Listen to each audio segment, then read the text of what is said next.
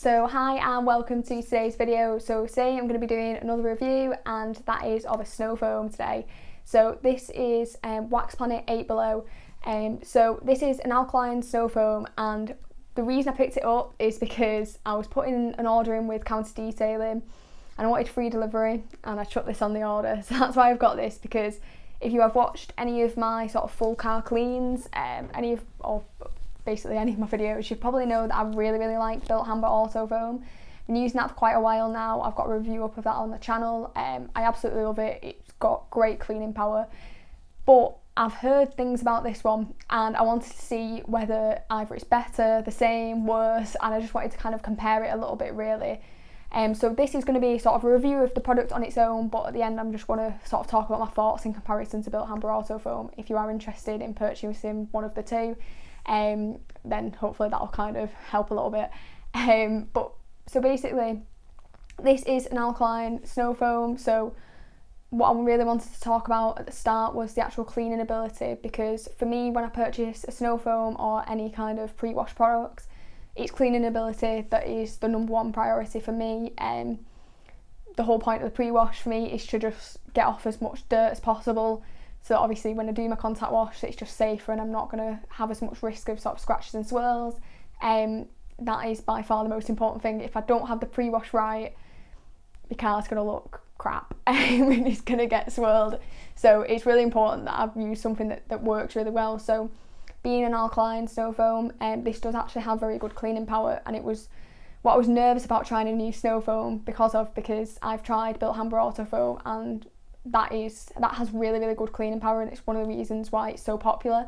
Because it's not a snow foam that you chuck on and it just looks good and don't really do anything. It's one that actually has that cleaning ability, and this does actually have quite comparable cleaning ability, to be honest. I will talk about sort of the dilution ratios and concentrations and kind of how much you would use later on. But it does actually clean the car, so I'm going to pop some shots over the video so you can actually just see that, sort of see a little bit before and after photos. What I did when I tested this out was I know you can do kind of swab tests, and I've seen people do that.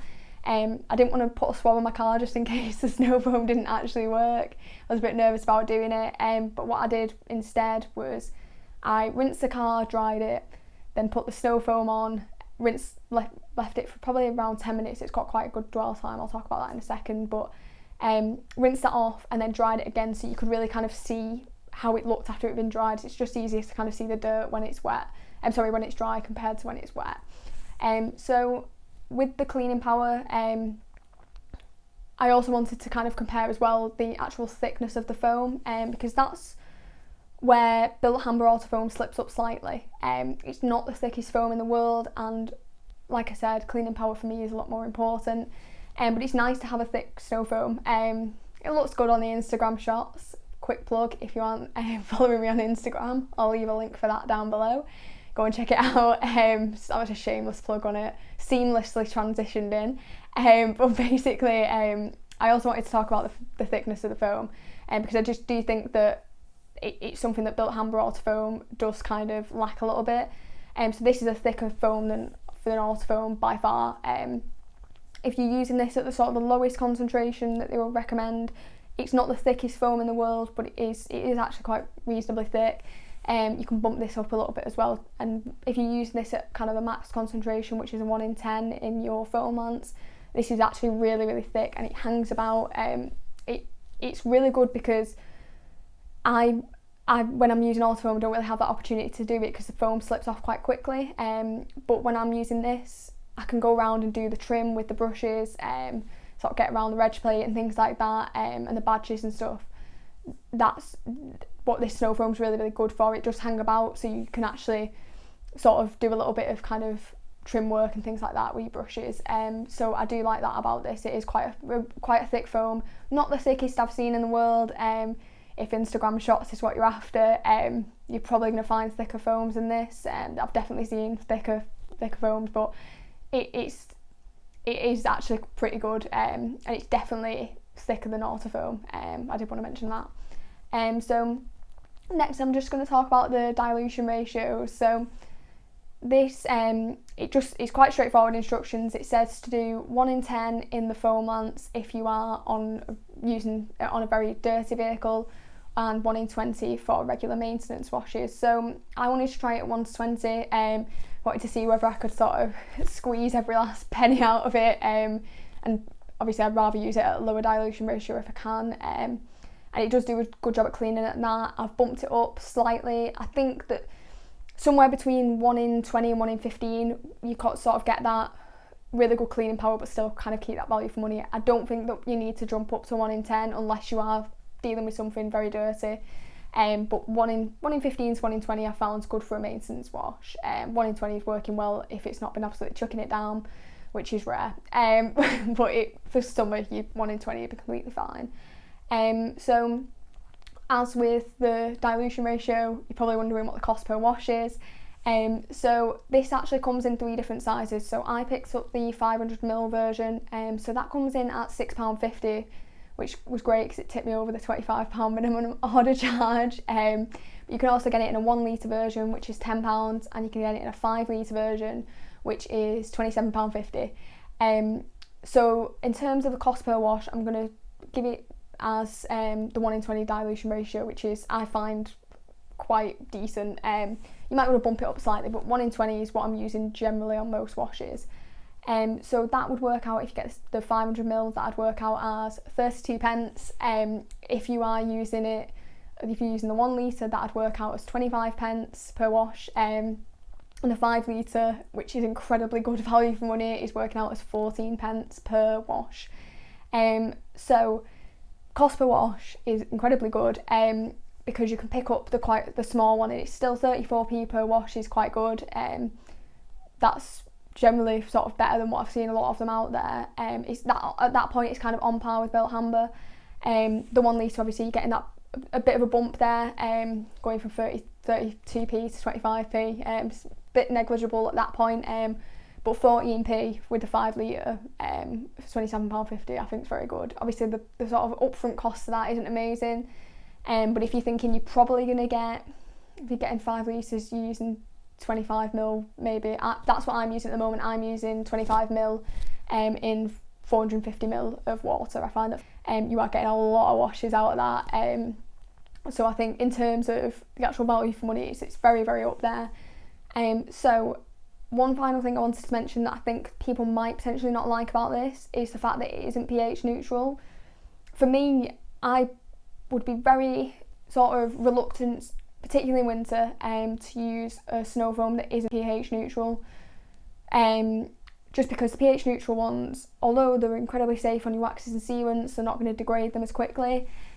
They do very little, it seems, and basically I think that I would rather have an alkaline snow foam that does something than a pH neutral one that sits on there, looks cool, and you rinse it off and it's done absolutely nothing. It's just not worth it.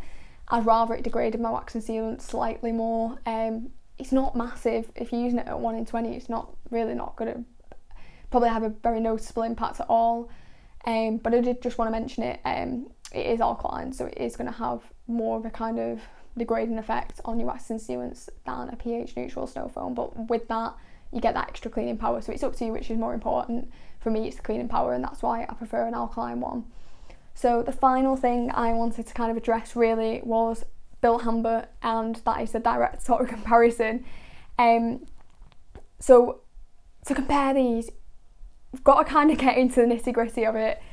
I think the biggest comparison really is the foam thickness. That is a thicker snow foam than Bilt Hamber Auto Foam. So if you are looking at Bilt Hamber Auto Foam and you're thinking that's just too thin, I'm not feeling it, then give this a go, because you're getting that sort of cleanability but with thicker foam. So I think that if foam thickness is important to you, you're just going to prefer that one and just go ahead and get that one.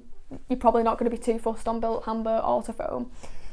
Then we're going to talk about actual cleanability and dilution ratio. So both products tend to give a little bit of a range into how much you would actually use. So Bilt Hamber use like a calculation called panel impact ratio, which is a bit of a faff to work out, but from sort of my experience, to get a similar effect with Bilt Hamber and with this Wax Planet one, you would need around 100ml of Bilt Hamber, and you would need about 25ml of the, you'd need 50ml, no yeah, I was right there.